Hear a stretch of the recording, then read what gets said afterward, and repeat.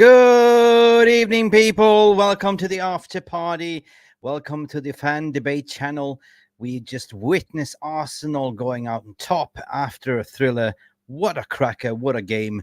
They were huffing and puffing, but we're only here for Arsenal. We're here to talk about Manchester United versus Everton, the 2-0 victory and 2 penalties, and Garnacho and Johnny Evans and all that stuff.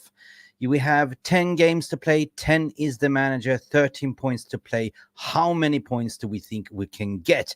Adding on to the stage, Peter Elianteno. There was at the game at Old Trafford. Big up, Pete. How are you doing, mate? Sweet as, Mick. You? Big up, chat. How you doing? Yeah, big up, big up, big up, big up, big up. Listen, Peter, I'm going to talk to you. You were at the game. Yeah. Tell me, what did you see from the stand? Like, for me, it was a game of two halves. From the telly, right? The way I see it. So it was a very sloppy, nervous performance, but we seem to get more control in the second half. But what did you see from the stand? Like, were we playing a little bit dispossessed? Were we like lining up the wrong formation comparing to their formation? We were playing counter-attacking football at a team that is 16th in the Premiership and hasn't won a game since the 16th of December in the Prem. That's what I've seen. And again, I keep saying this word all the time. Turgid football, constantly. Turgid football. Yeah. I'm talking to people in the stadium and people are saying, this feels like Erik Ten Hag is a caretaker manager till the end of the season because you know what's coming. This is outrageously garbage. It's not a fluke. It's constantly every game. But 134 goals against us in the last 6 games. Shots on goal in the last 6 games. That's 22.3 a game. Yeah. We can't go on like this. No other team does this. You can't. People keep. I was asking the guys around me. Now, the guys where I was sitting today, I was in the Sir Bobby Charlton stand, which is kind of a little bit more posher part of Old Trafford. And these guys have been here like 30, 40 years, season ticket holders in that part of the ground. They're getting moved next season because where they've been for 30 years plus, they want to turn it into an hospitality part of the stadium again to make more money. This is what they're doing. Even fans who have been going for decades, they don't care. They just want to make money out of us. And I'm asking these people, what do you think of Erik Ten Hag?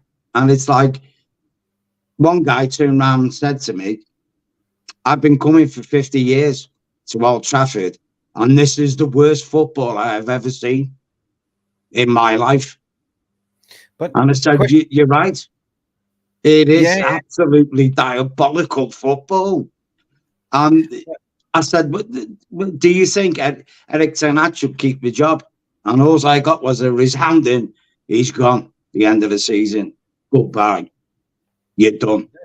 Then question back, why do you think that it is what it is at the moment? Has it to do with the injuries, considering that we don't have the full fit squad? We haven't had really a full fit squad since Licha came back and then got injured again. And I mean, do fans see that from Old Trafford standpoint? Or do they take in consideration, or is it we're just paying good money to watch good football?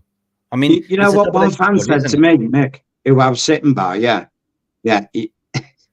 Johnny Evans was wearing number 35. He said Johnny Evans is actually older than the shirt number he's got on his back, and he's actually the best player playing on the pitch.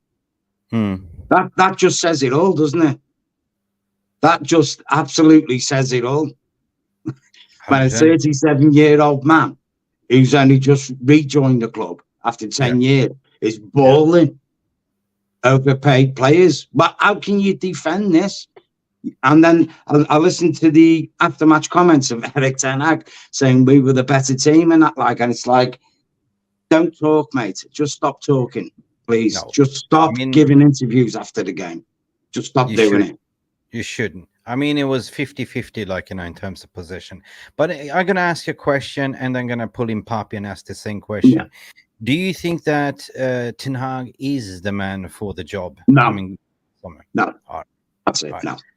Let me bring in Poppy to the stage one by one. I'm going to put you in the backstage if that's okay, Pete. Hang on. Yeah, fine. So there's a lot of questions, a lot of things that we're going to unpack today. Personally, I thought it's a result, right? 2-0, barring that we have 10 games to play. 10 is the manager, 13 points to play. Let's ask Poppy. Poppy, how you doing, my friend? You're on mute.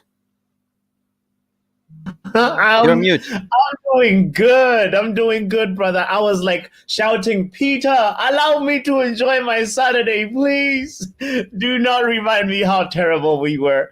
I know. It is not sustainable football. It is abysmal sometimes. It feels like we're scraping through and getting by. But today we won 2-0, 2-0 with a cushion. And we were almost. Bruno could have made it even 3-0 with that free kick. Let's just like enjoy that little bit. I understand, it's not nice, but the Antonio context of the situation is that we are in an injury crisis. We're struggling, and Martinez is a big miss. We underestimated how good or how important he is to this Ten Hag system. Now, it's his job. This part, I agree with you so much, Peter, that it is the manager's job to make sure that if a key player is missing, the whole system doesn't fall apart and look so shambolic. It does look really, really bad when we're struggling against teams that are in the lower half. But let's understand the context a little bit, And fair enough. I mean, we're here to debate like there's two sides of the camp. There's two sides of the camp. One people say like, this is diabolical. I go to Old Trafford. I am not privileged to go there. I see it from the television. Yeah, but I do recognize that we have our key players injured, but I don't appreciate, Fulham coming to Old Trafford, Everton coming to Old Trafford and playing their game and bossing us in the first half. I guess it's nervousness. But I'm going to ask you before I bring in Jarvis as well, one by one. Do you think that Ten Hag is the man for the job, and do you think you can turn it around? At this point in the season, I feel like I cannot fully answer that.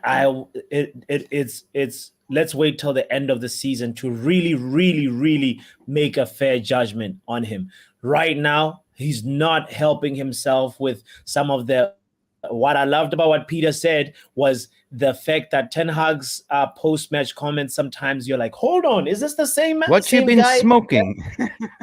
Exactly. Those moments I have felt him as a fan to be like, please, just tell the truth, Ten Hag. We were not the better team, like the way you're putting it. So right now it's too early. Let's wait a few more match days, 10 more match days to elapse, then we say that. That's my answer. I'm going to put you now in the Simbin blue card. Join Peter in the backroom staff, and I'm going to ask Jarvis Cocker. Jarvis, unmute yourself, unreveal yourself, put your disco ball on, and here we go. Jarvis, welcome to the corners. Party started. You happy? You happy? Listen, Jarvis, I'm going to ask you a question. All right? Despite the clean sheet here, right, and 3 points, did the result mask the performance shortcomings? Well, yeah. The quick answer is yes. Yes, it did. The performance was really bad, in my opinion. We let Everton play a lot of their game. They were pressing us at Old Trafford. They are fighting relegation, and we should perform better. And for me, I think I don't want to come out as negative. I'm just telling you how I see it, Mick. And the thing is, the performance, there's certain players who don't have the level when it comes to playing football. When I see McTominay in the 10, he does a decent job, but when he's on the ball, he's too sloppy. He can't pass a ball in a good way, and we have a lot of these players who are struggling. Lindelof, and I would say sometimes Casemiro, sometimes Varane, sometimes Rashford, and the sum total of all of this is the performance is not good enough, and that's a big problem. So, but at the end of the day, the 2-0 result, 3 points, I take it. I can't complain, but we have a lot to improve for us going forward. So Big up, Jarvis. Listen, guys, we have panel and we have a few questions. This is unusual. It's the first time we do this kind of format. Big up for you for tuning in. Let us know in the comment section. Please engage with us in the VR room. Then I'm going to introduce everyone to the stage, but please don't forget to like and subscribe right here, right now. There's about 70 of you watching. Put those thumbstamps to this video. So big up, everyone. Welcome back. So I'm happy that we got 3 points. I can see it from Peter's standpoint, and I can see it from everyone's standpoint. But for me personally, I recognize the injuries, and I know that we will have players coming back. If you look at the game of fixtures, we're going to stay tuned because they're going to present the game of fixtures, comparing Aston Villa's, Spurs, and what we have. I think that Rasmus Højlund is coming back over the weekend over the Liverpool. We get Licha back. We got Malacia. We will be balanced eventually, right? It is what it is right now. But I'm going to ask you again. The general 90 minutes, Peter, you were there at the stadium. What was good and what was bad according to your opinion? I mean, first half, Garnacho was decent. I wouldn't say he was fantastic. He was decent. I mean, he won us 2 penalties. Possibly we could have had a third. I've had a look back at it. Might have been a bit harsh, the handball, but I've seen him given.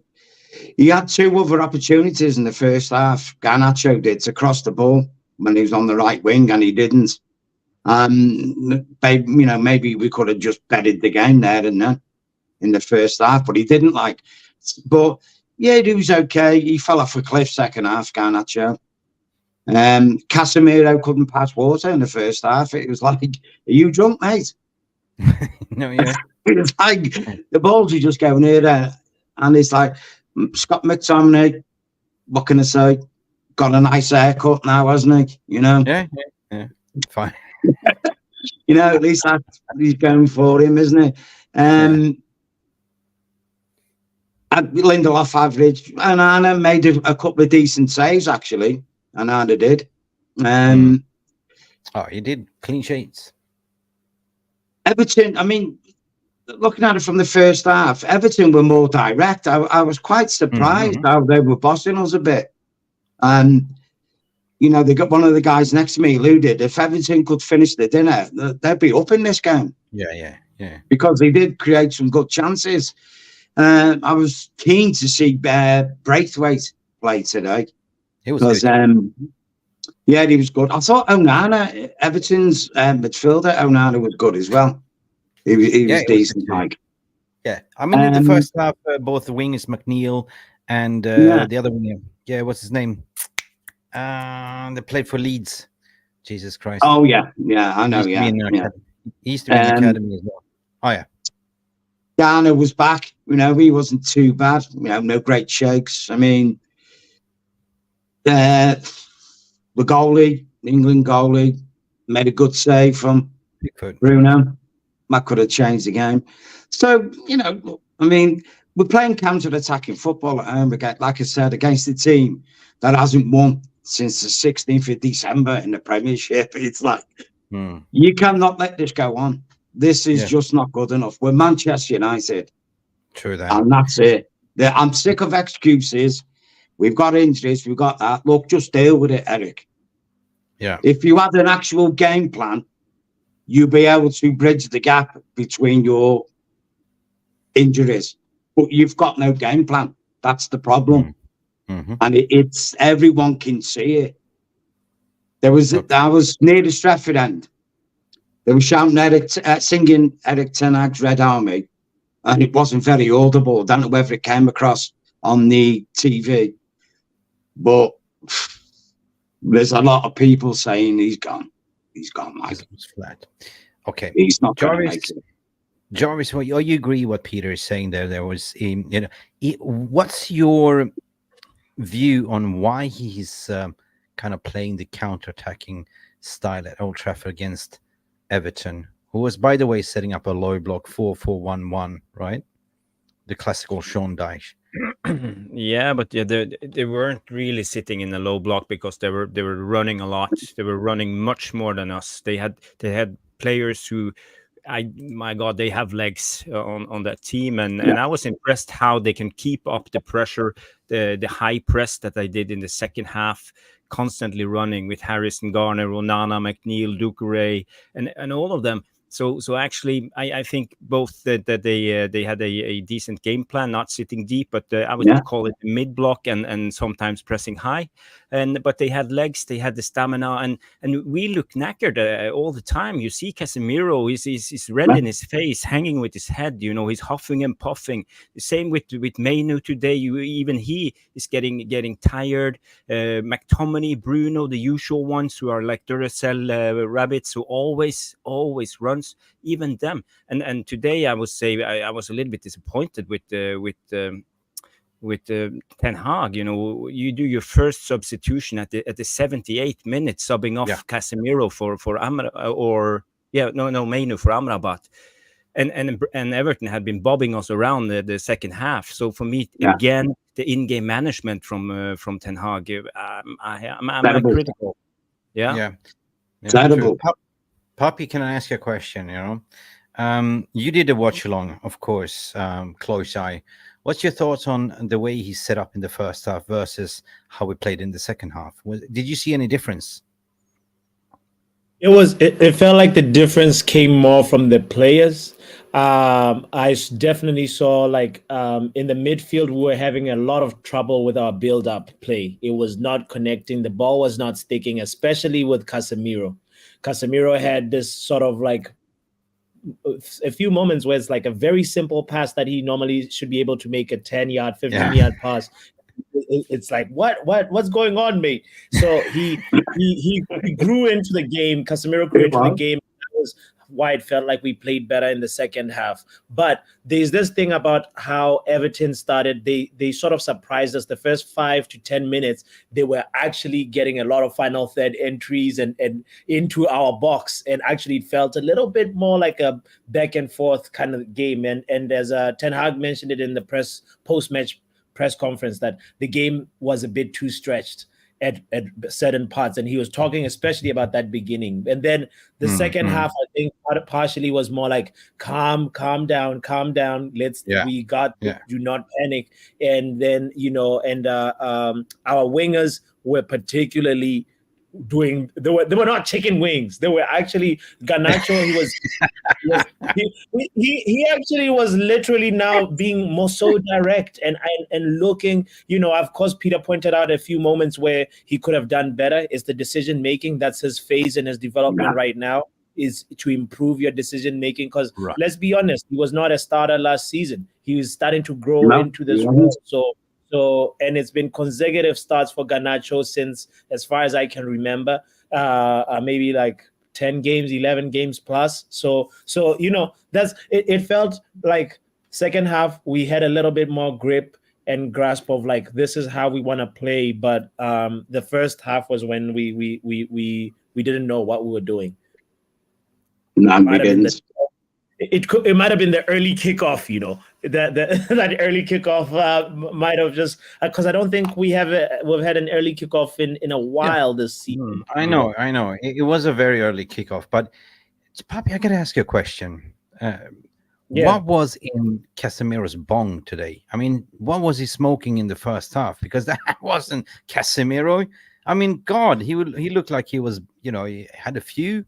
What was he smoking? Yeah. Because there was like 8 dispossessed passes in the first half, But I think that they were targeting him from the very first beginning, because this is Sean Dyche, what he does, It's all-class textbook. He identifies 2 or 3 weak players what they can press and disrupt. So the game plan was brilliant from Dyche. There wasn't Dyche football. They were pressing like idiots in the beginning.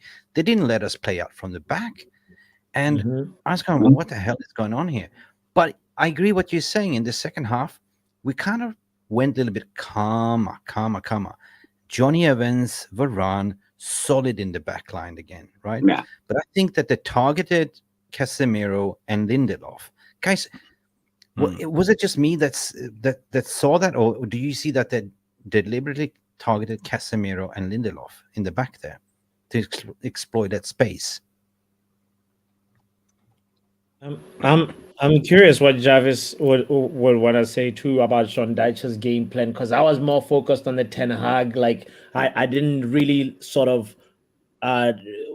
analyze what is like that triggers, what are the weaknesses that are trying to exploit, because obviously there was a game plan. It's not like Sean Dyche was in there just giving them water at halftime. Yeah, I was kind of looking at. Sorry, Peter. I'm just going to ask quick. I was kind of looking for what was the game plan, and sometimes they felt like they were trying to isolate us and like triple up on the flanks, but sometimes they did the same in the middle. So for me, it was just about legs and running. They were actually running more than us especially in the second half. So, but when it comes to the directness of Everton, I think they were playing out from the back in a good way, even though they were under pressure. We were leaving 4 players up, and we were stretched as Ten Hag was mentioning, and sometimes Rashford and Garnacho dropped, sometimes Bruno and McTominay dropped. So I'm trying to figure out what Ten Hag actually is doing at the moment. It's hard to actually spot a game plan in a way. You know what someone said to me? Give it to Ten Hag. He thinks. You know what it is. You know what it is. Can I just bob in there? It's like you have this Tesla car that you just picked up, Jarvis, after weeks in the garage, right? Yeah. Right. 4 weeks. You've been 4 weeks. You'll be handicapped without this Tesla, right? And Tesla is your autopilot. It has everything. It's the comfort, right? That's your game plan A, right? But instead, it's been broken. It's been taking time to get all these spare parts. So what? They loan you out a Volvo or a Skoda, whatever, and you have to drive this to work day in and day out. It's not the same output and performance, is it? Right? No, it doesn't do what you want, right? And that is what it is. Like so how can you expect to get maximum performance of your Skoda or whatever you're renting, where that Tesla is there waiting to be repaired? And that's what it is. We're hopping on one leg. It's a good point, Mick, and I agree what you're trying to say. It's difficult to do the same with a different group of players, and they obviously not good enough, and that's a big problem when it comes to quality on the ball technique, the passing, how much they can run, their football intelligence. There's a lot of things, but for me, it comes down to the system, and I think that all of the players in the squad of 20 to 25 players should know the system. Because this is their job. They can watch the television or YouTube or a screen and learn where to move. Okay, if you're a left back, usually Luke Shaw plays there. Lindelof sometimes play left back. Okay, he needs to understand what are you doing if Rashford is high up the pitch. What are you doing if Casemiro is out of his area? What are you doing if your center back is overrun? And it shouldn't be that hard. You're a professional football player. You're doing this 24/7, year in, year out. So for me, I'm a little bit disappointed about Ten Hag, and he needs to get the players going, and every one of them needs to get going and understand how the system works. Right. You know what? Listen, just hang on a second. We've been 25 minutes into the stream. I just want to say big up for everyone that's tuning in the VR room. I can see you. Legends are here. Neil Driscoll is here. Rush Mano is here. Also, one of my good old mates. Where are you? Where did you go? Where did you go? From the man, Solo. There you go, man. Oh, the Man United agenda, Solo. Big up, Solo. How are you doing, good old mate? Let us know if you want to come in and have a chat. I can post the link to you, brother. Anyway, what I was going to say, guys, one of the guys next to me at half-time, I said, sum up Erik Ten Hag football. Obviously, you've been going since he's been manager. He goes, you know what his football's like? He goes, it's like someone's handed you a jigsaw puzzle in a box. They've took different puzzles, shook the box up and went, go put that together. And as you're putting the pieces together, you're going, there's the Eiffel Tower. Oh, that bit's Big Ben. That bit's the Leaning Tower of Pizza. Nothing makes any sense. Nope. No. That's the analogy you give me, and I thought, you know what, that's right, that like, isn't it? You know what I mean? When you think about, when you deep it, it's like a jigsaw puzzle with the wrong pieces. You know, have you seen this movie with Lady Gaga and what's his name? The country singer that was an alcoholic, right? Yeah. I'm on the deep end, watching you drowning in the shallow, la la la la low. We're in the shallow. Don't have a lighter. There we Rush Mano gifted 10 bloody memberships, and here we go. Boom, laka, laka, laka, boom.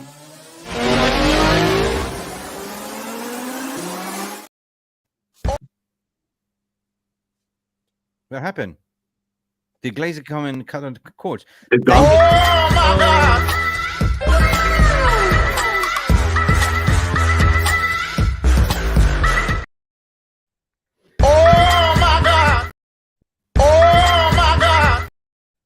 Okay. It's enough. Yes, big up, Rush Mano. Reading glasses, Jarvis on, or should we dig it out? Yeah, I can read them out. Okay, good okay, we have Nicholas got a new membership. We have Yale Malmin Pepperoni Pizza Madhouse with his crafty comments. Craig Warby, the one and only. Nico AV, Atruikan Best, Edward Reed, Joseph O'Hanlon, and Ashid Mia. And Dane's 73 as well. Big up. Everyone, thank Rush Mano for his membership contribution. Rush Mano, you are a legend. I believe Rushy also went to the game. Guys, we can argue to the blue in the face about the style of play and everything else, and we can do the pots and pans and all.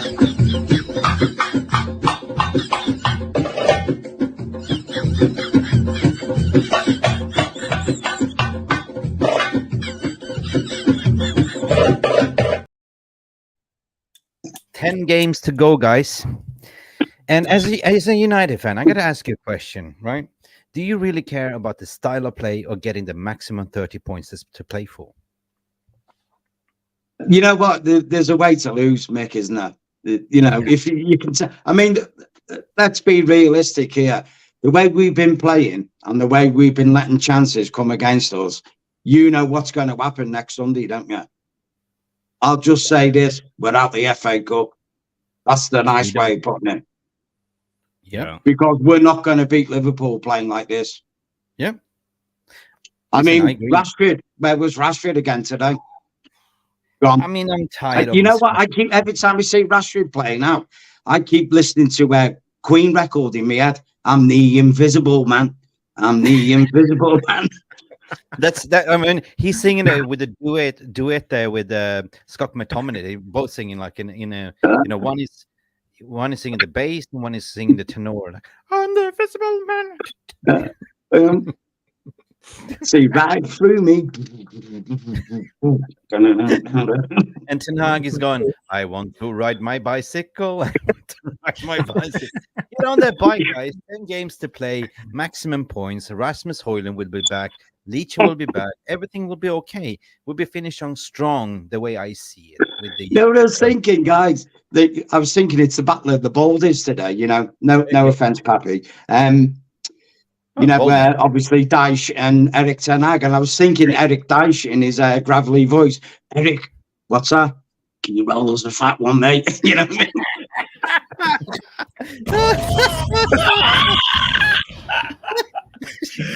That is hilarious.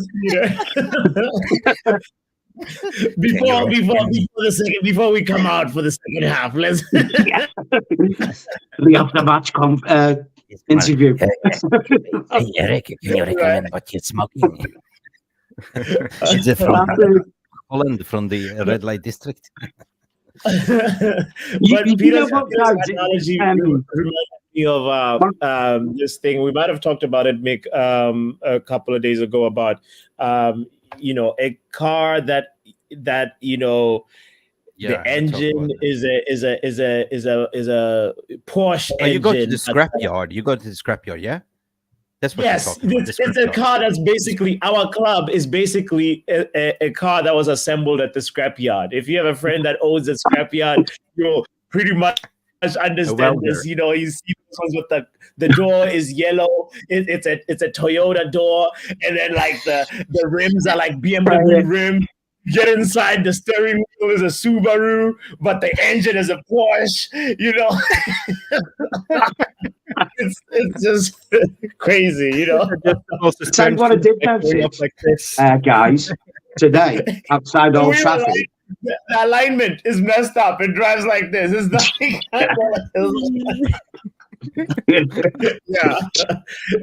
It's basically that. We have some players that can, a handful of players, a few of them that can play possession-based football, but because we're stuck with players with a skill set that only highlights transition football, that's why, you know, we so much just like fall into this pattern. Why I was actually really surprised when Ten Hag said the phrase, "I want to make us the best transition football in the world." He said those words, and I was like, you know, but I guess he's buying into, okay, we want to make sure that what you know, it's a high tempo type of game, you know. But at the end of the day, I want to be able to see Manchester United dominate and be able to assert themselves and be able to see, we are at home. We don't care who you are. Fulham, Man City, we are at home. All that is going to get there. We'll get there eventually if we manage to get the players with the right skill sets that really can like look like Tesla that's from a Tesla shop and not assembled at the scrapyard, you know? Yeah. But true. I mean, that's such a great analogies. But, you know, it is. Our season, we never kicked on this season. It's been like it is what it is. So 10 games never got going, just see it out, guys. I'm just saying, see it out, take a mental break, and let's assess it in the summer, right? Second half was more of a pragmatic approach, controlling the ball, thank God, because we were so sloppy, hot potato. So it was more, we could have gone up 3-0, but we were more, I was proud to see that we could actually see out the game. And Jarvis was texting me, why the hell is not doing substitutions? Because, and then you see, wait a minute. Taking up Kobe Mainoo to protect him and putting in a Amrabat. And then he did 3 subs. So I think it was pretty cool. But I want to talk about Johnny Evans. Johnny Evans, he's a red. 36-year-old. He got the most singing man, today. Yeah, I can hear that, man. You know what, Mitko? I don't know whether you've seen it on TV. Pete, can I ask you a question when you're there? Can I just say this quick? On at the game, Johnny Evans, I think it's about 20 minutes into the second half, he was on his own shiz after he'd made a tackle, crouching down. And I was thinking, he's got an injury here. And he was like kind of holding his right hip and that. And he brought Kambala on for him with about 10 minutes to go. And we were saying, you know what, take Evans off now because he looks like he's struggling. You know what I mean? And he kept him on longer than what he should have been, in my opinion.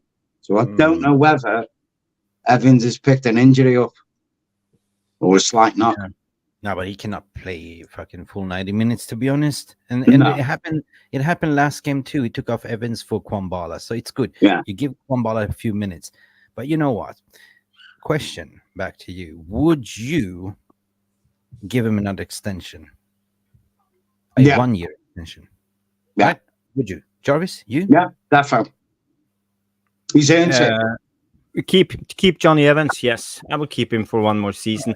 I was watching Stephen Housen had a stream about Johnny Evans, and he made some good points about Johnny Evans. And the only thing that worries me if we keep, let's say, Lindelof, Varane, or Maguire, or all of them, then we should get rid of Johnny Evans, because I don't want Johnny Evans, 37 years old, next season to block, for example, Kwambala's way into the first team. But I would rather keep Johnny Evans than Maguire and Lindelof, in my opinion. Yeah, that's it. Yeah, good backup, isn't it, Jarvis? Yeah. At the fourth or fifth centre back, that will be a good role. And I think he has a vital role in the dressing room too, because of his experience. He's the last player who won the Premier League under Ferguson. You know, we all know what he's been through, and he has a lot of experience. So I think he's kind of a semi coach when he's on the training field too. Yeah, that's it. That's real good, valid points. I entirely agree. I want to say, I just created a poll. But by the way, before you continue, I created a poll, guys. Would you keep Johnny Evans for one more year? Just a poll is running right now. Go ahead, Poppy. Yeah, I mean, before Johnny Evans, saw you had highlighted a comment from Mark saying, "So what are you saying about Ten Hag?" The whole point about Ten Hag was just give him until the end of the season, and then from there, we can assess how his work has been this second season. And also now to judge him on his style, we need to make sure that we get the players that support his style, right? Because as we talked about, it's a whole mismatch, mixed bag of players that we have that do not complement each other. Yeah. On the Johnny Evans point, for me, I'm more on the train of Johnny Evans has been great. He's been fantastic, but it might be time for him to, he's got a good mentality that you need in a squad to stay ready, to stay sharp, and every time when you're called upon. I mean, we remember the goal that Bruno scored, and Johnny Evans provided a really nice lobbed long pass from the back, and that was okay, all right, you can fill the Licha void for a little bit, but we know we can't rely on him just playing week in, week out. So he's a good person to have in the training atmosphere as well. So I however want to make a case for Willy Kambwala, as somebody has mentioned. If you look at Liverpool has this guy Jarrell Kwanzaa, or is it Kwanzaa if I'm mispronouncing his word? He's a 21-year-old center back who's been there with Konate, partnered with Van Dijk, and that boy is being given so much time to develop and really, really, really show the Liverpool fan base what he's about. And Willy Kambwala, deserves that too. I think it has to be a little bit of a Johnny Evans can be a mentor, but he shouldn't block Kambwala's progression. No, I agree. He shouldn't block anyone. He could be somebody in the dressing room. You know what I mean? A senior. I mean, Mark in the chat knows my thoughts on next season. Like today, I was specifically looking at Branthwaite, because I would love to see him paired up with Kambwala next season. For me, our three main centre backs would be Licha, Kambwala, and Branthwaite, if we could buy him from Everton. Yeah, he was solid today. And like you say, you keep Johnny Evans in the background, because the young players, so you can't overplay them. Certain games you can drop them. Say we get like Port Vale in the FA Cup. Okay, Evans, you got to run out. We'll rest the young lads. Fantastic. But the thing is, you do need certain seasoned pros to develop a young team, like Pappy was alluding to, because they have the mentality to bring the youngsters on. Like Johnny Evans has won the Premiership. He knows what it takes through a season to win a Premier League. He'll pass that knowledge on, like Casemiro and Varane pass their knowledge on to players. You would hope so. Yeah. So you need X amount of certain seasoned pros in your squad to complement the youngsters. You can't just have a squad of youngsters because they'll just run AWOL. Right. We'll become Chelsea, Just to pause for a second. Guys, there's 105 of you watching right now, right here. You're participating in the poll. 85% of you saying yes, keep Johnny Evans. But what we want to do here right now for you, if you haven't smashed that like button, please let it get it up to 100 likes, please. We beg you. That's not because it's free, first of all, and second of all, it helps the channel and the YouTube algorithm. So important. If you haven't subscribed, do it. But if you do subscribe, also hit that notification button so you never miss a video, so you can have to personalize it as well. Jarvis, you made a brilliant comment here. Thiago Silva, 39 years of age. 23 matches for Chelsea this season. Age is not everything. Age is like a red wine sometimes, right? Yeah, it is, Mick. But especially when you play at center back, experience it means a lot when you're a center back. Being able to read the game, you don't have to run as much. You just need to be in the right place at the right time and clear the ball. And of course, you need to have strength, and you need to have aerial abilities and stuff like that. But I think playing as center back is not a big problem if you're in your late 30s. And Thiago Silva is a good example of that. So we could even, I don't want to get ahead of myself when it comes to Johnny Evans, but he could stay around for a couple of more seasons if he can keep his body fit. That's the only thing. Because being like the fourth, fifth choice, he will accept sitting on the bench. He will contribute into the team, and when he's called upon, he will be ready. So I'm all for Johnny Evans. Yeah, I can see Nicholas Mattia say age is like a Red Bull sometimes, and I agree totally. Like when I'm just looking at our analogy, players age like a fine red wine. It's like that didn't apply to my wife. Like Red Bull gives you wings. I think she was a bottle of white wine instead of red. Yeah, brilliant. Jamie Wayne, big up to you, my friend. What's my thoughts on Onana? Wow, what a big improvement since he came back from AFCON. Yeah, it's been amazing. Last two games, he made one mistake today though. Second half, did he? When he let the ball go through him, it went out for the corner for Everton. And if that had been on target, it would have been a goal. Cool. But that's the only mistake he's made in 2 games. I think confidence is back. I think that he's been being, I think it's almost 3 games in a row now, like him being in the contender of man of the match. So, big up. Yeah. Any thoughts, guys? Yeah, Papa can do this on Onana. You're a big Onana fan. Onana needs to go to Africa more often. he's gone home. He was just homesick. That's all that it was. It looks like, it's actually going a little bit under the radar how much he's turned the season around. Like, of course, the Champions League is a very, very, it was unfortunate. You could make the case and say this guy single-handedly sabotaged our Champions League campaign this season. But, Champions League was only how many games? 6. Yeah, 6 in the group stages. And that's not a really good sample size. 38 games seems like a sample size to be able to make an assessment on a goalkeeper. So I feel like he has given us like some food for thought. Some people, I remember I was like, oh, my brother, I'm African. I love to see my other African brothers shine, but they have to deserve the job. They have to show that. Of course. Sometimes he just went home to Africa to have a little bit of African food, to get a little bit of love, brother, come back and just be happy, a little bit of a chicka,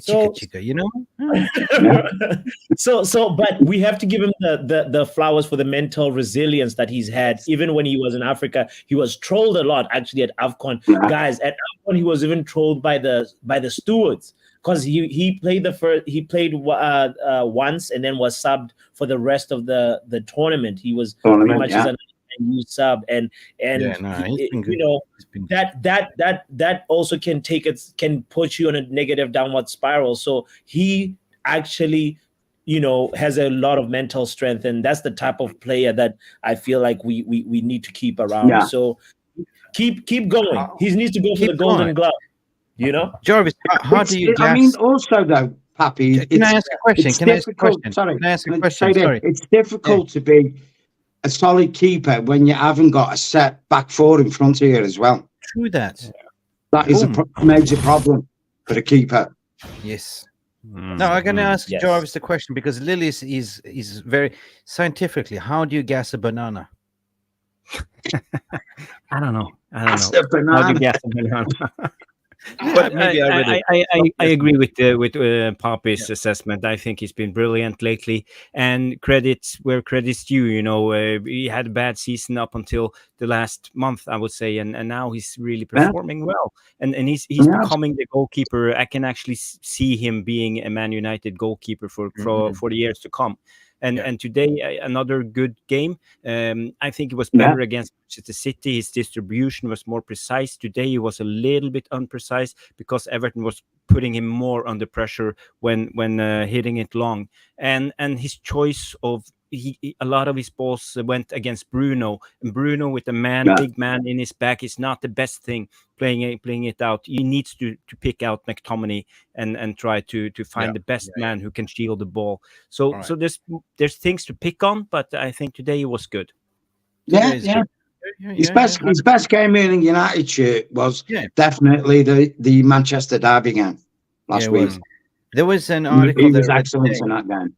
There was an article that I read today that he's seeing this as he wants to be a Manchester United goalkeeper long time. So, like we're talking about 10 years, legendary, and this is his kind of first season. So you can understand.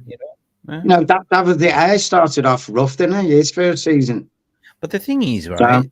I've been saying this, guys. Like the reason why he bought Onana is because he wants to play a high line and he wants to be Onana, the sweeper keeper. But again, coming back to that, we don't have the right personnel that can play that style. He has to play a little bit longer, right? Yeah. You cannot play a high line with Varane and Johnny Evans or Maguire and Lindelof, right? You need fast, pacey fullbacks and full, centre backs as well. You can play that high line and start pressing, with 8 men on the top, and then keep a little bit of a, to the sideline. But this is for the future, the way I see it, right? So this is my vision, and I can understand that the football ain't pretty right now. We're sitting on 6th. It's just amazing because everything that's been going around the club, and we haven't been playing great. But 6th with 3 points away from Spurs. Spurs is playing Villa tomorrow. Spurs has got 2 games in hand. After tomorrow is 1 game in hand, but it's going to play catch up. 10 games, guys. A lot of things can happen. So what I wanted to do today, right now, if you allow me to do so, let me add this to the stage, guys. Can you all see this? This is thanks to the brilliant Jarvis head. I almost said cockhead, but I didn't. Jarvis Cocker. Sorry, man. I love you, bro. It's fantasy football page, so basically you find it online. But you can take it away, Mick. So basically we finished off today with a victory over Everton. So if we then focus on Manchester United column in the middle, right? I don't know if you can see it. I sort of highlighted there are kind of the difficult games. I mean, Chelsea is away.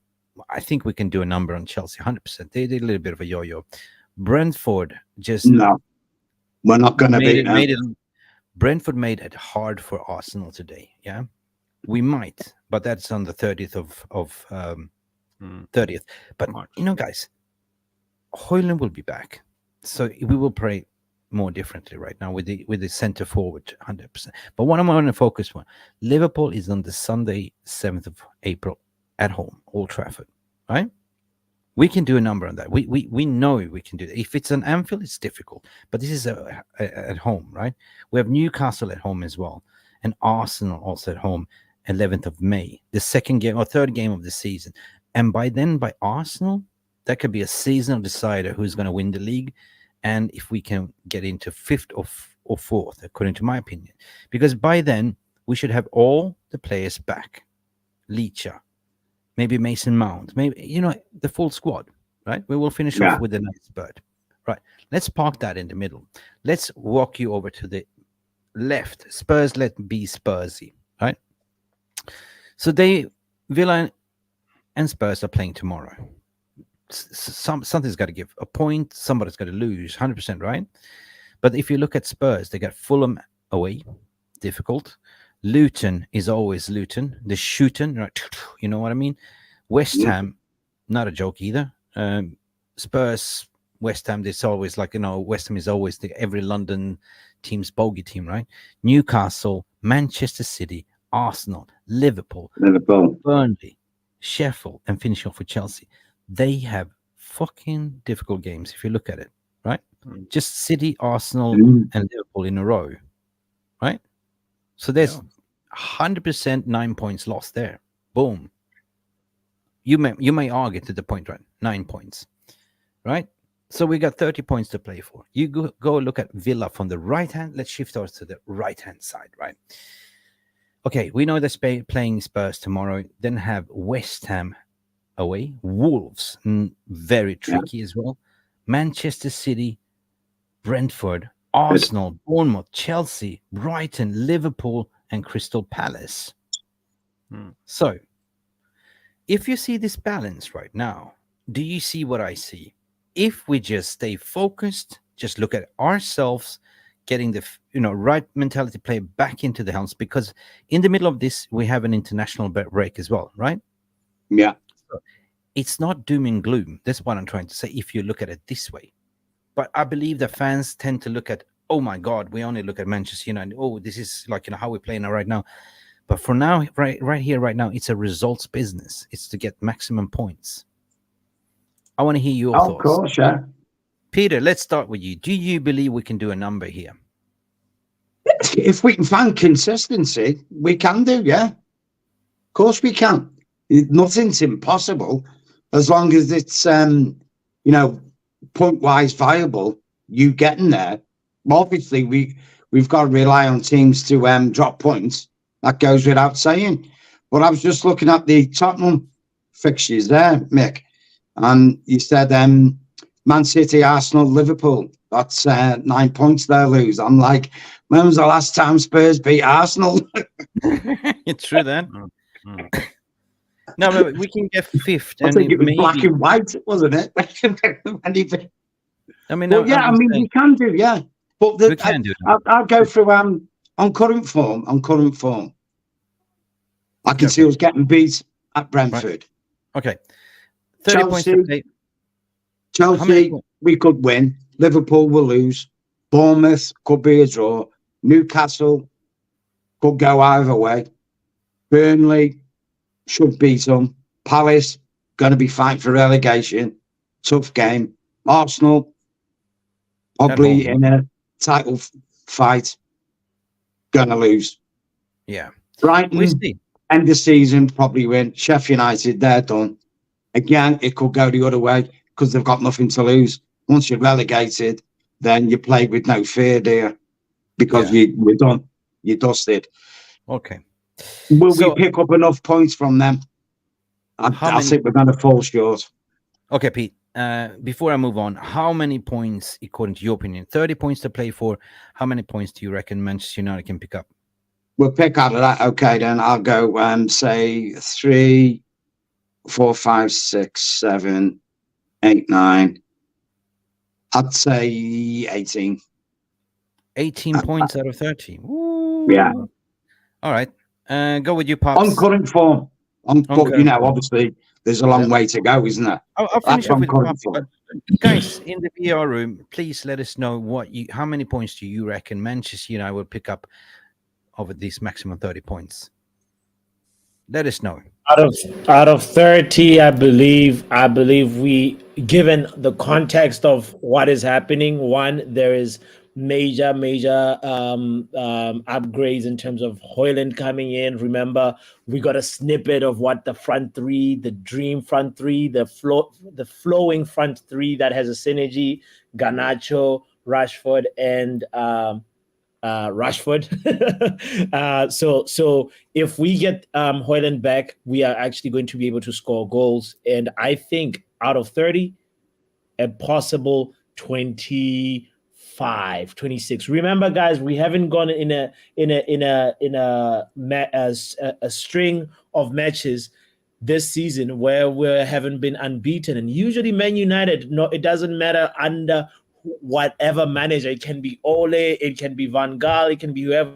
But we always put in 9, 10 performances that are really, kind of convincing a little bit, or that kind of help you to sort of get these points that you need to make sure you're a top 4 team. So a lot of luck is going to have to be on our side, given what's happening with Spurs. Yeah. Okay. Villa, I feel like that's 25. 25. steeper. 25. How about 25. you, Jarvis? Out of those games, do you see how many points do you reckon we're going to pick up out of 30 and where we will drop the points? Yeah, I've been thinking a little bit about this, and I think we need, at the moment we have 47 points, and let's say if we win, if we lose 3 of the remaining games, we will end on 21 more points. So 47 plus 21 68 points. So for us getting 68 points, that's not enough to get 4th place. So, but it will give us 5th. I think we need more than 70 points for getting top 4, and that's always the goal, to aim for 70 points. But yeah, we can do it. But then we have to beat Arsenal or Liverpool, or Chelsea or Newcastle away. So we need to win at least 2 of them, and win the rest of the games against the lower league teams. Okay, guys. Well, thank you so much for sharing your opinion. Mick, I just checked out that Chelsea won, got into top 4 with 67 points in the 2021 season, 2020-21. Anything is possible. Yeah. True. Yeah, everything can happen, but 70 points is, I think that's the mark. Yeah. Standard, okay. Yeah. 32 votes on the poll. I'm closing it, and 72% says yes to keep Johnny Evans and the poll. At the end of the day, guys, it's football. It's around and anything can happen. But what do you think? What do you think Ten Hag needs to do ahead, moving forward from now? Liverpool next weekend. He speaks a lot about his, about these injuries. He doesn't make any excuses, but it's clear and understandable, right? Well, everyone knows, right? He rested Højlund. He's not ready to come back. I mean, he could have played in today. He could have included him on the bench, but I think he will put him on against Liverpool. And Liverpool, they struggle with their injuries as well, and they have the kids in the FA Cup, right? So, Poppy, how does it look like? We're playing Liverpool, and then we have an international break, or how does it look like? Anyone knows? So Liverpool March 17th, and then March 30th. Yeah, it's about almost 14 days or so, or 13 days till we play Brentford at the end of the month on the 30th. So so pretty much we have to make sure that we go into that period with a positive win, a positive result versus Liverpool in the FA Cup. That would be big, because that also helps build the momentum of finishing strong. That's what we really need to be focusing on for the rest of the season. Yeah. I'm gonna take. Sorry, Mick. Wait. Sorry, man. If Liverpool beat Man City tomorrow, that could work in our favour, because it might put Liverpool in the mindset of not having a killer instinct against us. You understand what I'm saying? Because they'd be high from that. It's like, we've got a 4-point lead over City. We can take it easy. Because for Liverpool, the priority is the Premiership. Make no mistake about that. True then. From their viewpoint, I think they would sacrifice the FA Cup for the Premiership. No. Listen, I'm going to be positive. City will be in our favour. I'm going to remain positive, right? I'm not going to be negative. What's the point of being negative now? I mean, we got 10 games to play, including FA Cup. We're approaching to the end, and then we can all take a mental break, because let's face it, I put my hand up to say this has been a horrible season, not only footballing wise, but everything else that's been going on. We don't have to talk about it. We know what it is, right? But guys, there's 130 of you watching and only 13 smash their like. I feel it's time for a little bit of lecture and tutorial. So it's come to our attention that about 90% of you on YouTube have not yet learned how to smash the like button. What? So today, we're going to learn. No! God, are you ready? Please, no! No! All right. No!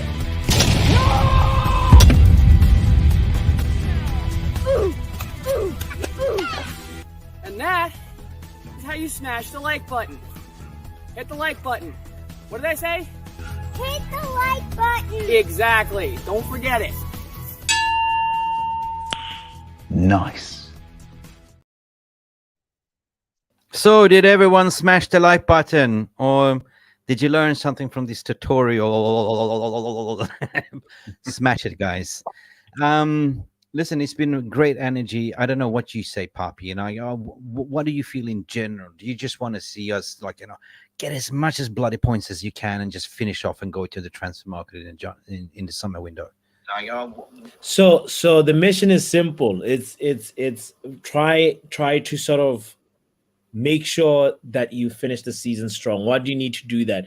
You need to make sure that the positive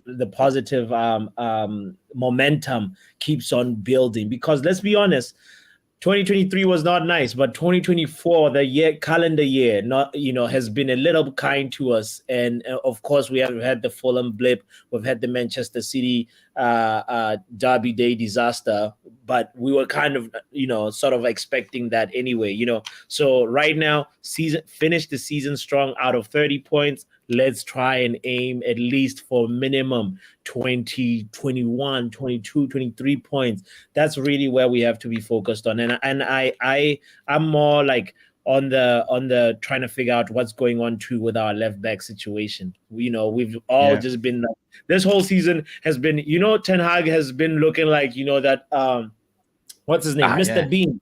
He's trying to fix this, something else goes. He's trying to fix the midfield combination, and then like the defense line also. It's like, what is going on here? So just try to just finish the season strong, eyes on the finish line, get everybody as fit as possible. If train a little less if you have to, but the main point is just finish strong. The one thing we don't want tomorrow, Pappy, is Aston Villa winning. No, we don't want them. We don't want them winning tomorrow. I'll take a draw. A draw would be great for us. A draw, actually. Yeah. Joris. Yeah, we spoke about Tesla and Skoda and stuff like that, and you talking about left back situation, and I would just say that it's like you had a flat tire, and when you have that little spare tire, that little thin one that doesn't really fit, and you keep driving until you get your Pirelli tire back. You know what I mean? It's that thin, like unbalanced, and that's what we've been on the left back situation right now. Right? It's not the original tire; it's that thin one. You're supposed to drive maximum 500 kilometers on. But I heard today, speaking on the left back situation, everybody knows that we sent Reguilon back on loan when Malacia and Luke Shaw was injured, and that was a bad decision. But I heard it somewhere today that there was the medical team that said to Ten Hag, told him that they would be back. There were no serious injuries. So again, it's the way our club is run, and we have people with who lacks competence in certain roles, and again, the medical team are screwing us over on the left back situation right now when we're fighting for the Champions League spot, and it's very difficult, when we have medical team. I'm not singling them out in a way, but they have to do the job properly. And now we have Luke Shaw and Malacia out. And then when will Malacia be back? No one knows. An ACL injury with an operation. His knee is not good. Will he ever be back? I'm starting to wonder now. Yeah, but Lindelof. I just want to finish my point. Lindelof, he's been doing a okay job. He's not a left back. He's doing a okay job. But he's not the same as Luke Shaw or Malacia or Reguilon or a proper left back. He doesn't bomb up on his side and contribute when he's going forward and stuff like that. But he's good to have, and at the moment I'm glad we have Lindelof because he's a versatile player and he can do a job when needed. So big up to Lindelof for actually doing a job. I mean, we were saying in the stadium today that we don't want Martinez back for the rest of the season because he's had his metatarsal, he's come back and had another injury. We were saying it's best just to put him out now till next season. Let him 100% get over the injury. Because if we bring him back again and knock him back again, it could be the end of his career. That's what you're gambling with. It's like, just put him aside. We've coped without him per se, so just finish the season as we are. Yeah.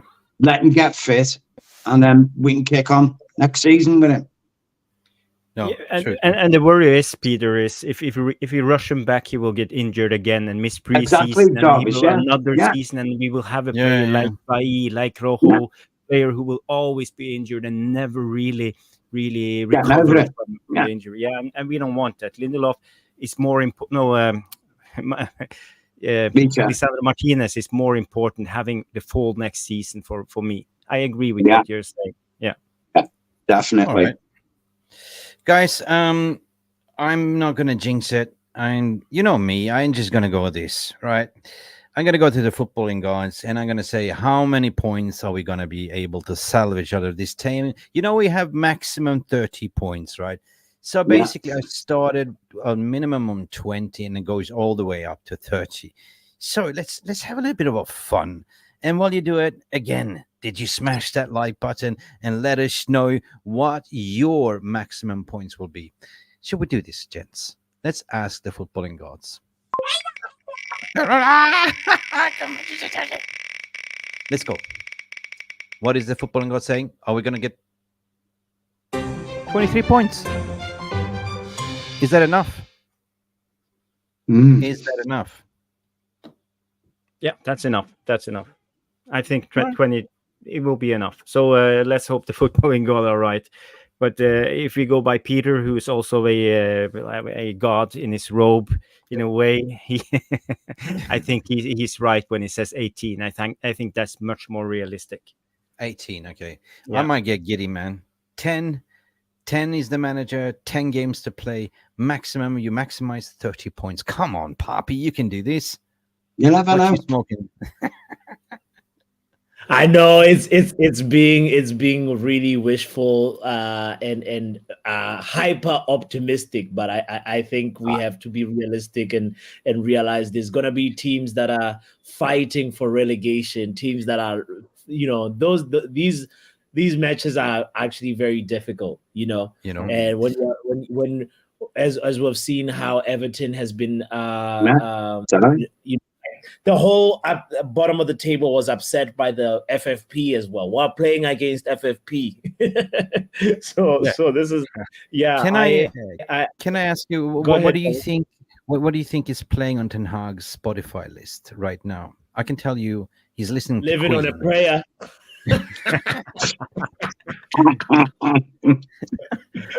I said, "We are the champions, my friend," and the other one is like, "I want to ride my bicycle." He's probably listening to Starship as well, and we have built this dream together. Nothing's gonna stop us now. That was more Ollie gonna say. I like it. Another one could be Ten Hag thinking about these players. He's like, these players ain't loyal. These players ain't loyal. Like, he's had a few players disappoint him, so it could be that too. You know. Any song you think Jarvis is playing on his Spotify? What's in his playlist? Nah. I don't know. I don't think Ten Hag has the time to listen to music. I think he's constantly. Can you imagine Erik Ten Hag going to Rashi like that? Rashi, what? Shake it like a Polaroid picture. Shake it. Black Eyed Peas. Oh my goodness! Beautiful people. It's been amazing. Yeah. In the chat, what is Ten Hag listening to? What is his Spotify playlist or Apple Music playlist? Yeah, we come up with something. Tin Lizzy.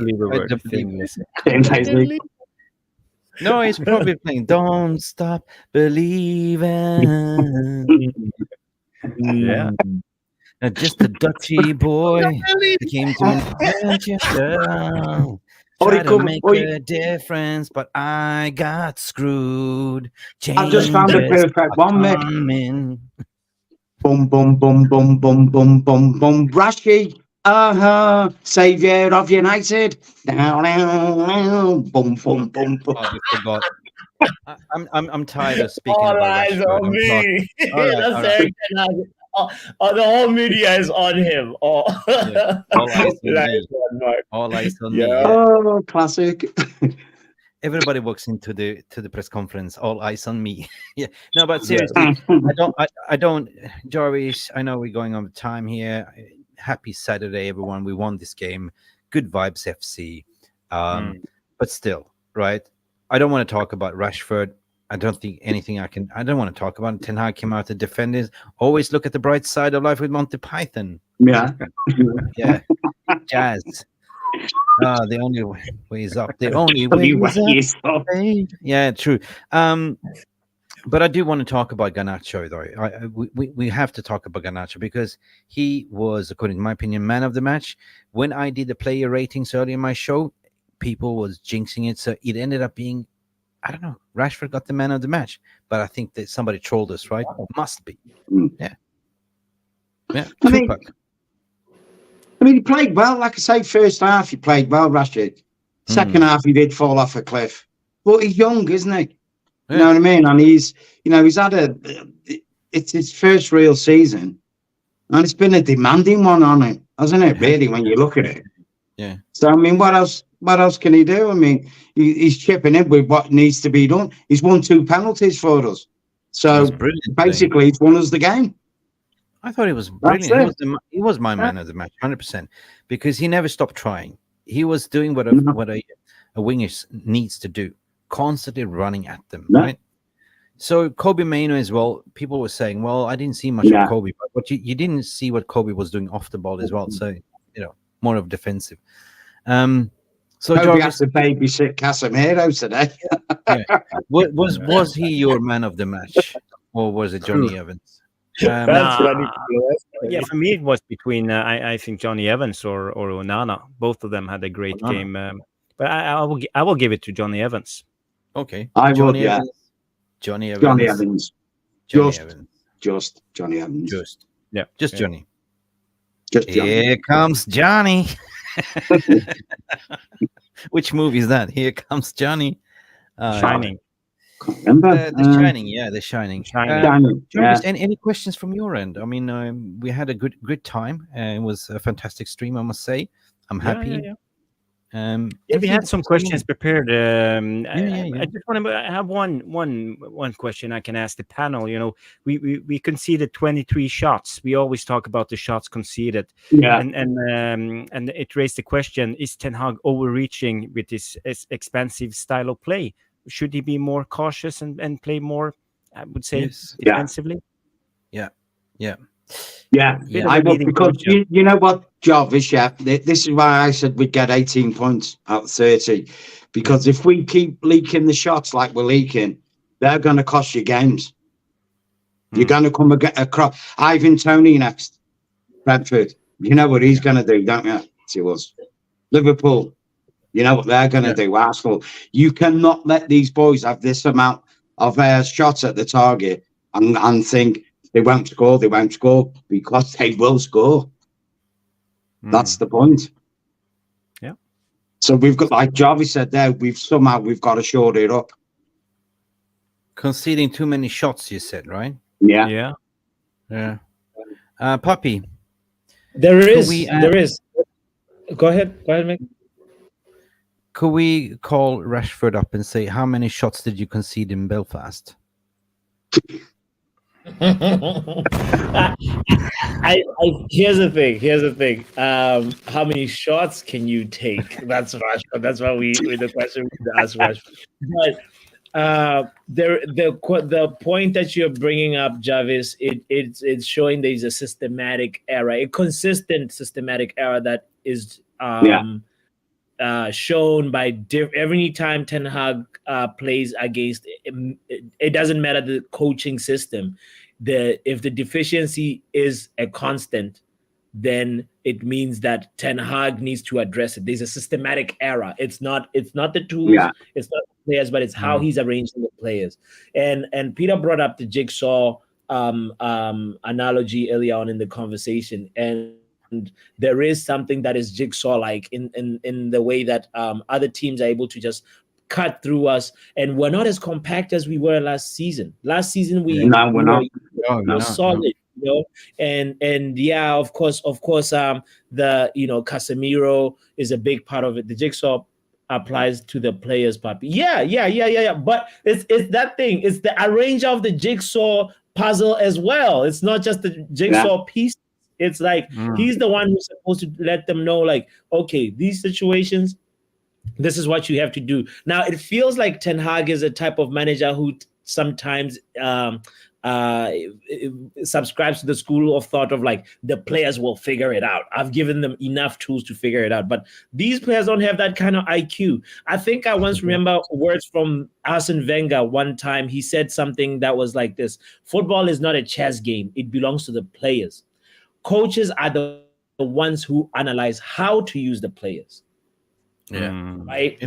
So the coach is you have to know what are you doing when you're arranging the pieces in this way, because while you're trying to maybe maximize your attacking output, you're also compromising your defensive stability. And Ten Hag, Mr. Bean thing, he did too much and messed up on the defensive and made us less compact. And that is a systematic issue he has to address. Whether we have a Licha or no Licha, we don't have another player that's Licha's profile. That's another problem. That's not on Ten Hag, that's on the club. But the main thing is Ten Hag should realize that and be like, okay, if this is the case, what do I do so that is to minimize the damage? That's what the good managers do. All right. Mick, you haven't been able to say anything today, so you've been being a host. So do you have an answer for Ten Hag's expansive style and how he can improve? Or for me, I already said a lot of things, right? For me, it's just not about talking. It's about asking the questions. But if you're asking me the question, I agree what, Ten Hag doesn't really care at the moment, like, how we play. For him, it's all about getting the maximum points. Yeah, you're mute.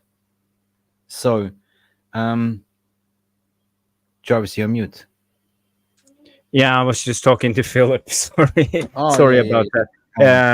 I was just going to say, when it comes to this type of style, and I've been trying to figure out why is Ten Hag letting all these shots coming through all the time, and I've been looking a little bit on the statistics, and what I found out, for example, today, 10 of those shots were blocked, not saved, and stuff like that. So we are in a way fairly comfortable sitting back into our own 18-yard box and receiving those shots because we are blocking. We are working together as a unit. And I think Jarvis, you remember Andre Onana's bicycle kick from outside the box? That's considered a shot, right? Continue with your point. Sorry, I just wanted to highlight that. The thing is, when it comes to his tactics, what he tries to do, I believe, when we play counter-attacking football, when the opposition is attacking us, we drop down to lure them up to the field and leave a big room in behind for us to run into. Right. You saw today one incident when Rashford was caught offside on the halfway line. Yeah. And we always have a gap. And against Manchester City, we had the same. Sorry, guys, I've got to go. Yep. Yeah. Okay. Cheers, Anyway. Peter. Big alien. Cheers. When Manchester City, we had the goal when Bruno received it. He was on on the halfway line when he ran into the opposition area.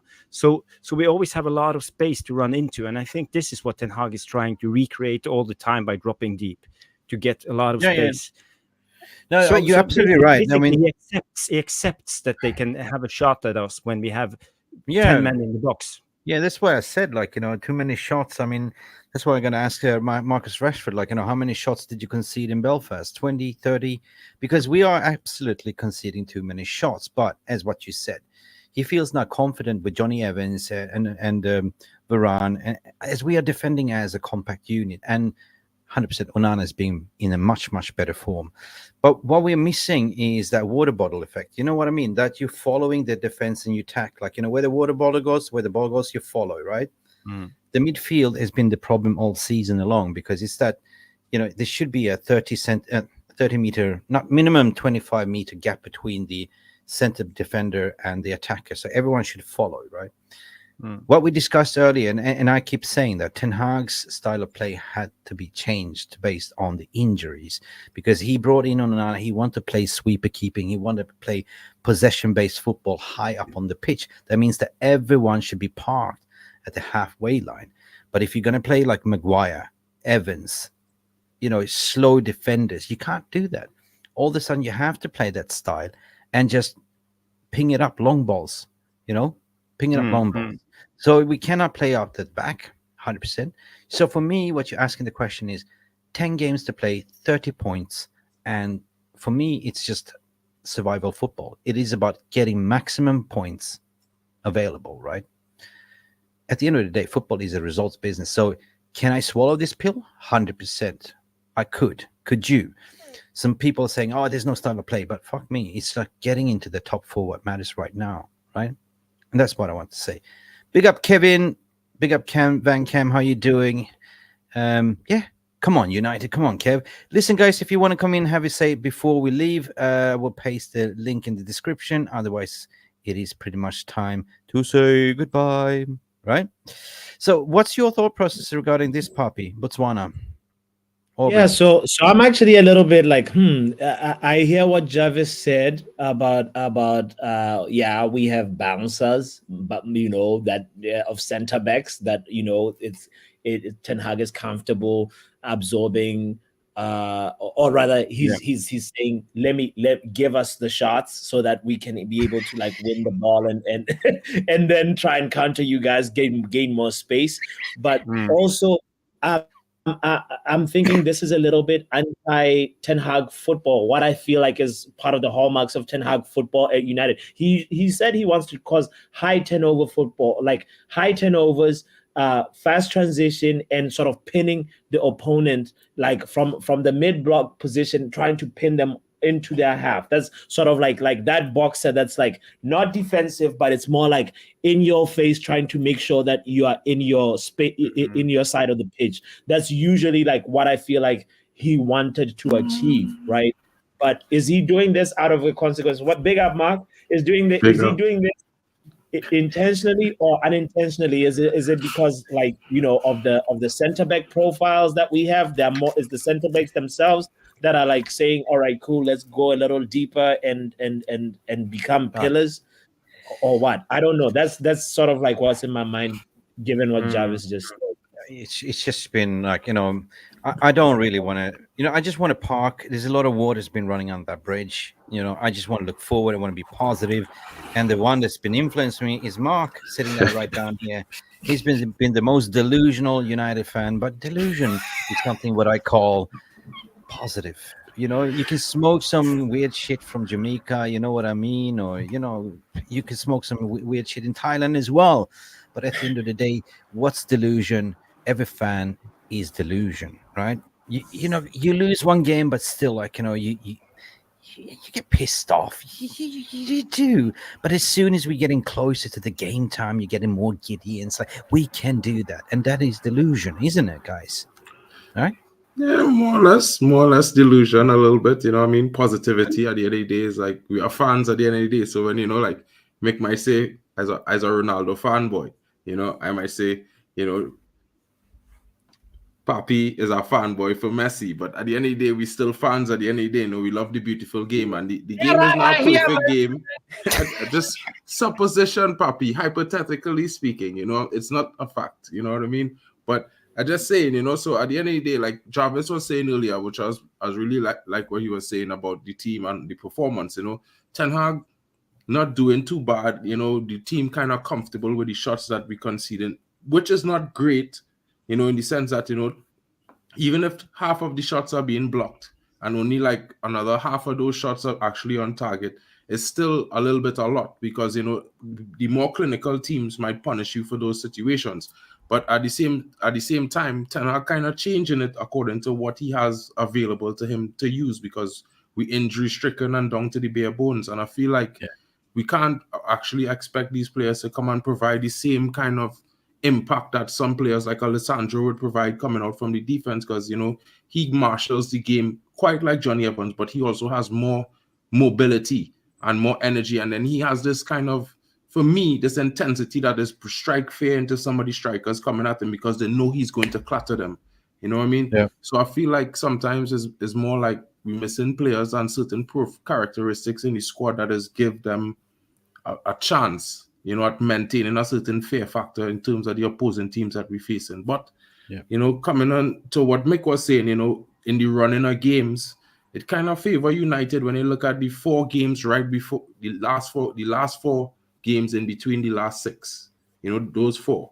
You know, the teams above us possibly will drop at least minimum. Let's say it's 6 to 9 points because it's 4 games and possible 12. You know, Spurs facing Newcastle, Man City, Arsenal, Liverpool. That's like 4 intense games, 3 different styles of thought in a row. Yeah, you know, physicality, possession, high intensity, and then a bit of both when they face Liverpool. So, and Villa is not too much different.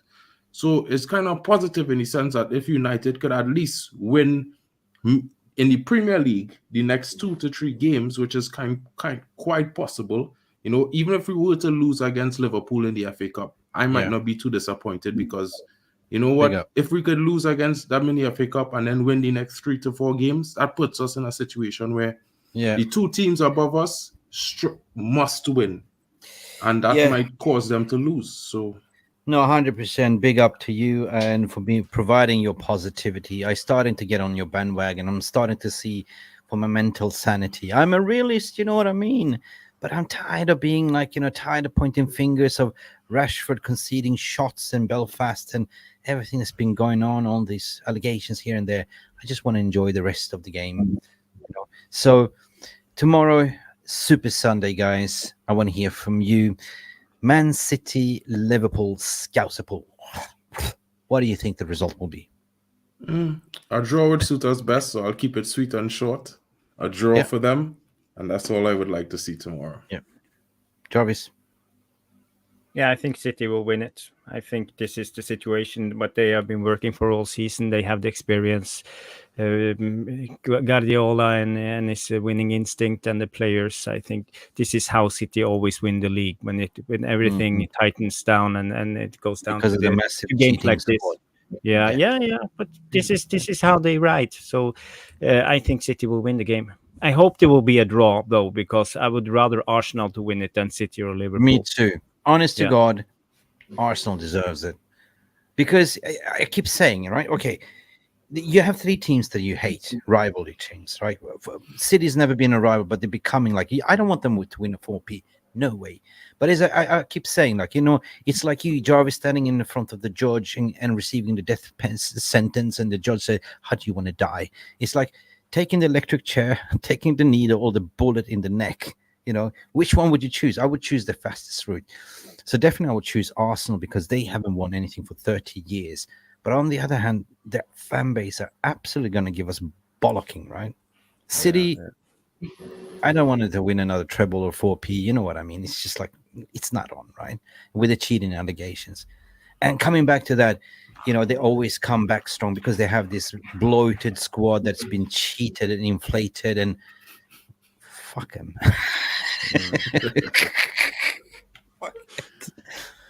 All right. Anyway, Villa, do you expect a draw, or do you reckon Villa Spurs will win? Draws. I predicted draws for those 2 games. Anything that best suited to Manchester United to support the positivity train. Right. Guys, before we're closing the shop, we have, I don't know. Oh my God!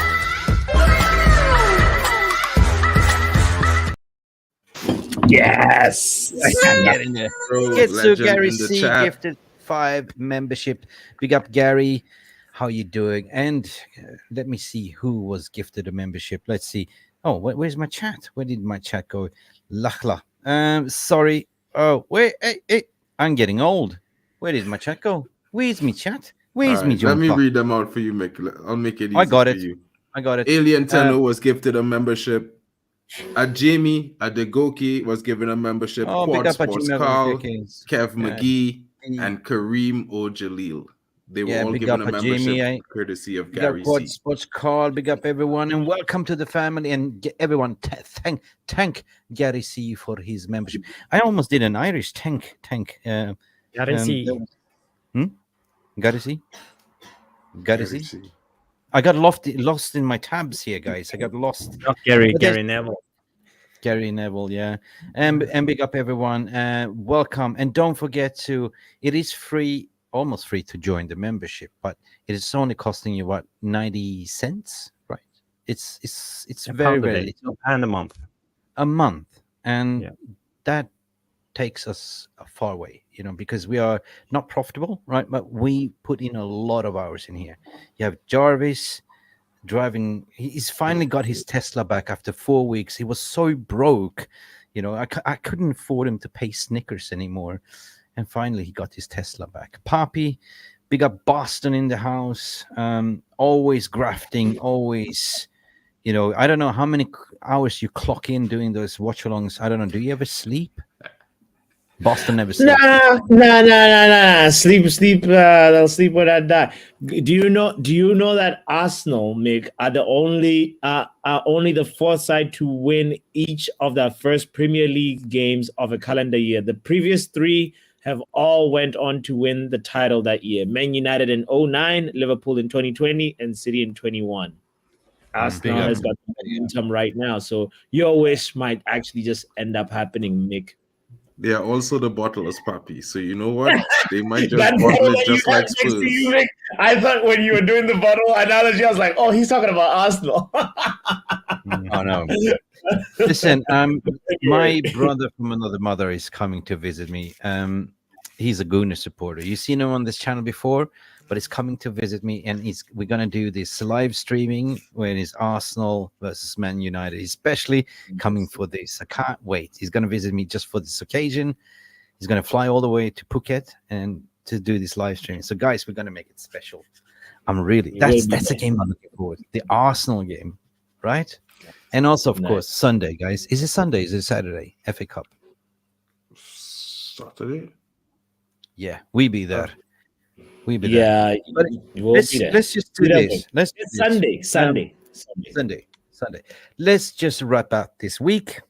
Dust it off, because let's face it, guys. Everyone, put your hand up if you haven't felt nauseated what's been written in the press about, everything about Ten Hag rumors and everything else. Did Ten Hag just save himself some brownie points by this win? I think so.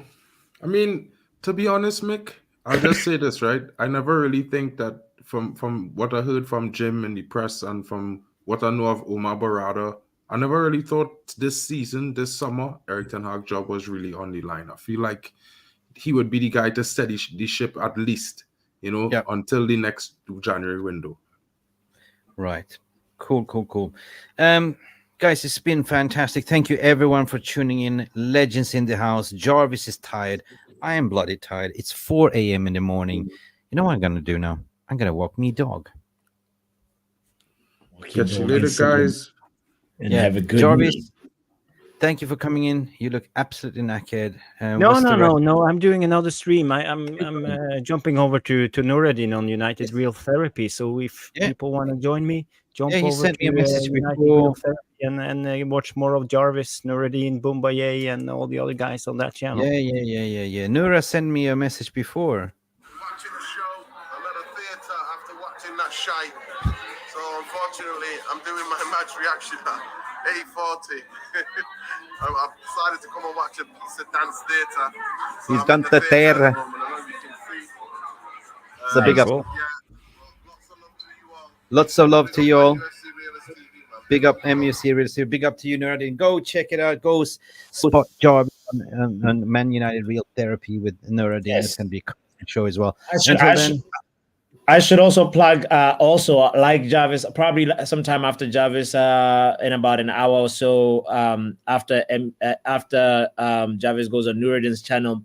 Check out Football Power Hour. We'll be doing 5 Things Deep from KG, the comedian's channel as well. So support that KG as well. Nice. You want to be a part of that too. Say hello to KG as well. Looking forward to see that 5 things deep. That sounds like a little bit like a Pornhub thing, right? I knew you were going to say that. Oh yeah. All right. We deserve better. Time to close the shop. But big up everyone. Thank you for all the donations. Thank you for the beautiful comments. Thank you for being with us. Thank you for smashing that like button. Please don't forget to do that. Like it. And that's all, folks. See you till the next time.